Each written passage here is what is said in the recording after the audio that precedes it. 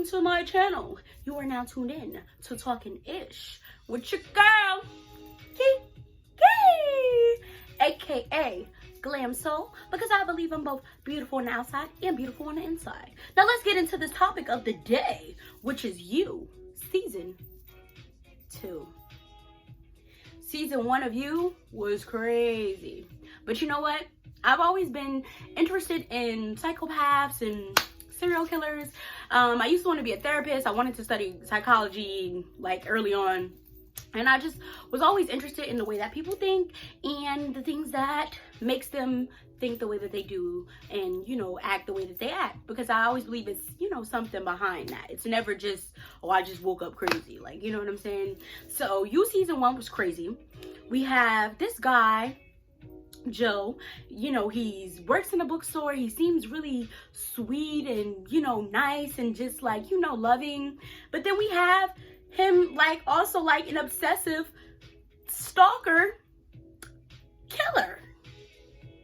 You know, like it was a lot going on. But you know what? I appreciated the fact that they showed it from his perspective, because when you look at it from his perspective, it, you know, to him it makes 100% sense. You know, even though it's like, my guy, do you not see what's wrong with you?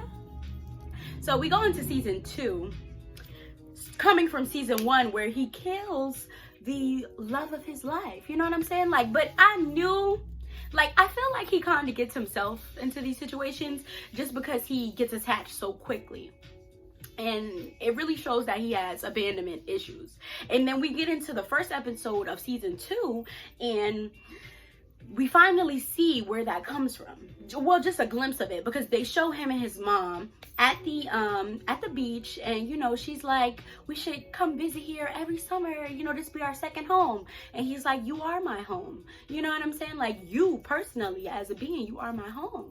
And she's like, oh, like, you know, sweet, but you can tell she's kind of detached. She tells him to go buy ice cream, and as soon as he turns his back, she dips. You know what I'm saying? Like, and this is why we see him so actively searching for love in a woman. This is why we see him getting so attached so quickly. This is why we see, you know, every little thing, anybody she talks to, any man, any friend, you know, he sees it as a threat to not have this woman in his life anymore. And it's really, really crazy, but it's very, very interesting and intriguing. So now we see he's running from love. First of all, Candace, who was the first girlfriend that we thought he killed. We thought that was number one. Turns out he actually didn't kill her. She's very much well and alive, and she's back for some sort of revenge. But we don't know what that revenge is yet, though. She's saying she's not going to turn him into the cops. She's saying she doesn't want to kill him. She's saying she wants to show him himself.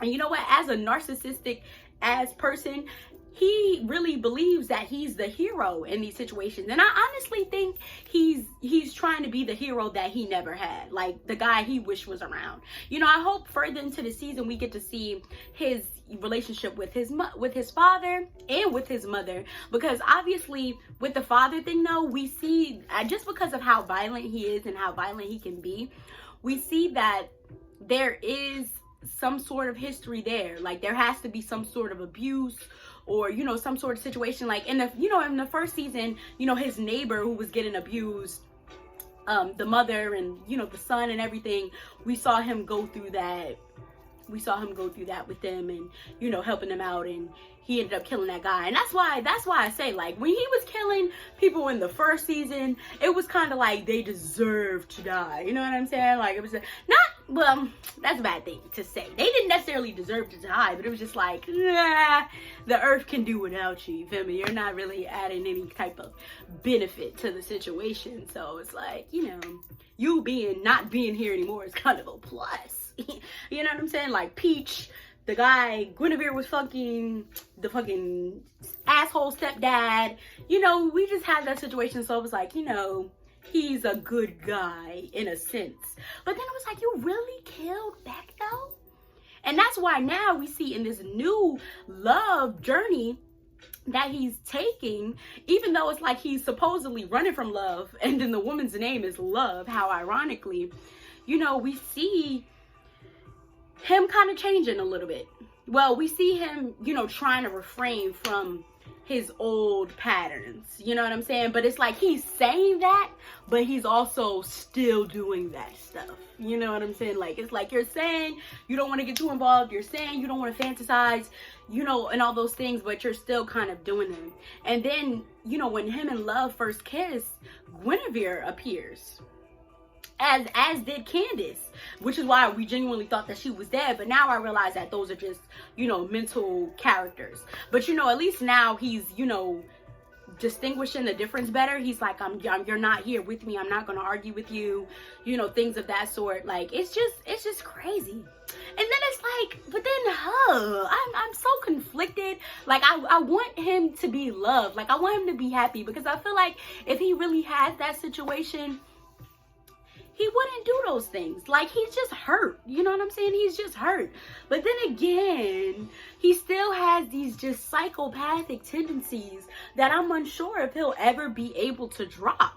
Like, because Love, you know, in the first episode, we're thinking all of this is happening coincidentally. You know, you're moving out of a new town, you meet someone new. It's like, oh, who's this? Her name's Love. She's direct. You know, she's confronting issues. She's not insecure like Beck. She's not letting her friends run her. She doesn't have any guy that's fucking her and taking her emotions away. You know, all those things. She's just she is who she says she is. And you know, that's all his main thing about, you know, being real, being authentic. He wants somebody authentic because he believes himself. He believes he's authentic, even though he's not.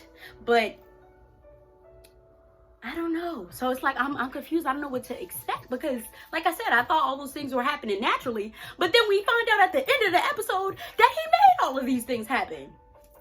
So it's like now I see, you know what, maybe that is what Candace is trying to say. That I want you to see yourself truly and honestly, not this hero thing that you're kind of putting up, this identity that you've attached yourself to, that's not reality, baby. So he's not Joe anymore, he's Will. And then Will, the real Will, he has locked up in another cage. Baby boy, why? Why so many cages? Why? Do you just have that on deck? I'm thinking we're taking steps forward and we're just constantly taking steps back. You know what I'm saying? And then he's like, well, if I'm a monster, then I should just turn myself in. Maybe you should. Maybe you should. But I think he's hoping that Love will heal him, because he's making it seem as though Love is what's making him this way, you know? So I hope that we get to see him better. You know what I'm saying? I'm really looking forward to this series. It just came out today. So I watched episode 1 and 2. So I'm just giving you all my first little thoughts, first little feedback. Comment down below. Let's have a conversation about it. Follow me on Instagram, the.glamdoll. Let's talk. You know what I'm saying? Hit me up. DM me. I will respond. So thank you all for tuning in. I hope you made it to the end of this video. And like I said, if you would like to, like, subscribe, and let's get jiggy, baby. Love you guys.